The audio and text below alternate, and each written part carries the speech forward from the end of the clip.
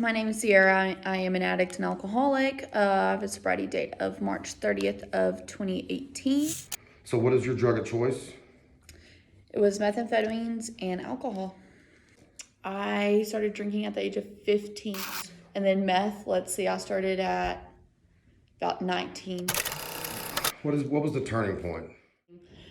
Family that I thought they disowned me. I never really heard from them or anything, and they all reached out along with my dad that's in recovery as well, and they told me I had an offer to go to a treatment center on scholarship, and they all told me, this is the only opportunity you're gonna get, like you have to take it. And by that time I was sick and tired of everything, but I didn't know what else to do. So you are a board member of RIP Project. That's Recovery is Possible, guys. She's one of the first I handpicked. Being intelligence, also a clean time, quality of sobriety, and diversity in the project. How do you find our mission statement? How do you find what we're doing and my initial vision, which has evolved into a whole lot more, and it's involving a lot of people, and it's taken turns in every direction. But initially I just wanted to reach out to the unreachable. I thought at the time it would be neat to take the rooms to the streets. I've seen it done. We don't really do that here. So how do you feel about that? Obviously you're on the board and a part of the street outreach also, but. And I like that you brought that up because yes, this has not really been seen in Lubbock. We are even though it's a big recovery community, it's Indeed. a very small portion of what it could be. I remember being out there on the streets and everything like that, and there were so many people that had the chance.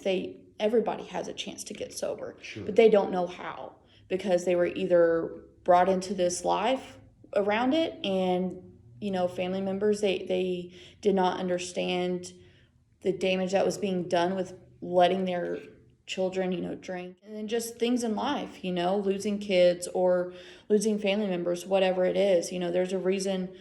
Everybody has their own story, but it all got to the point of no one really had people that could relate to them. So I think with a lot of us, I'm pretty sure the majority of us, we've been homeless. Oh, yeah. There's many people all of us, that, in fact, so. Yeah, all of us.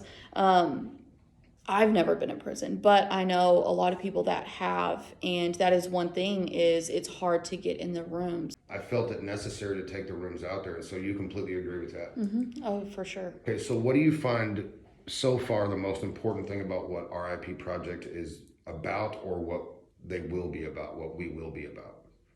Obviously service work. Okay. And I know we kind of talked about that before, but the only way that I know that I can stay sober is helping someone else, because there were so many before me that helped me, and I have to give that back.